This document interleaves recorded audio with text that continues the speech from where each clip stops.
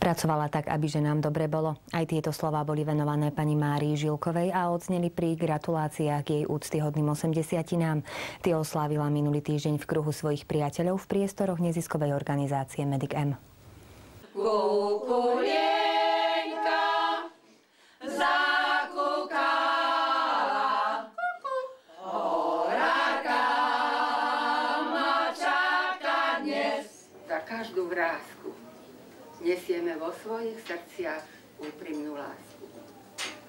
A zaiste každý by chcel povedať: zastan čas. Dovol nám obzrieť sa na roky, čo uháňali cvalom, potešili málo. Čo život dal, čo človeka potešilo i čo oplakal. Marienka Žilková, ako ju familiárne oslovovali jej priatelia, dlhé roky pracovala v komisii žien v turčianskych strojárniach, kde bolo jej prioritou vytvárať ženám dôstojné podmienky v každej oblasti. Stala sa tak vzorom nielen pre mnohé ženy, ale úctu a obdiv si vyslúžila aj od tých silnejších polovičiek. Nož a patrične najavo jej to dali počas samotnej oslavy jej jubilea. Dovol mi, aby som ti ja tiež za nás všetkých zablahoželala za náš klub a želáme ti ešte pevné zdravie a veľkú spokojnosť. Všetko dobré. August posiela svoj vinš. Spomienku na minulosť a dobrých ľudí. Vek je malichernosť a tá sa k nám, ženám, nehodí. Pre krásu, lásku, pre nevšednosť týchto dní, 1000 ďalších dní, aby človek žil.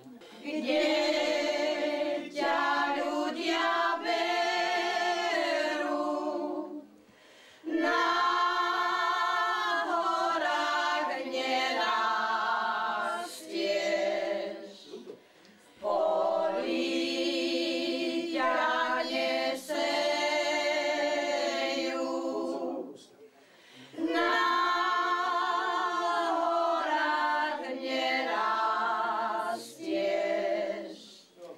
polí ťa nesejú. Zabudni na to, čo bolo. Zahoď čliepky toho, čo sa rozbilo. Pohybujú sa rúčky na hodinách, život je krátky. Ale kým si tu, na slnečnom svete, dni sú ako sviatky.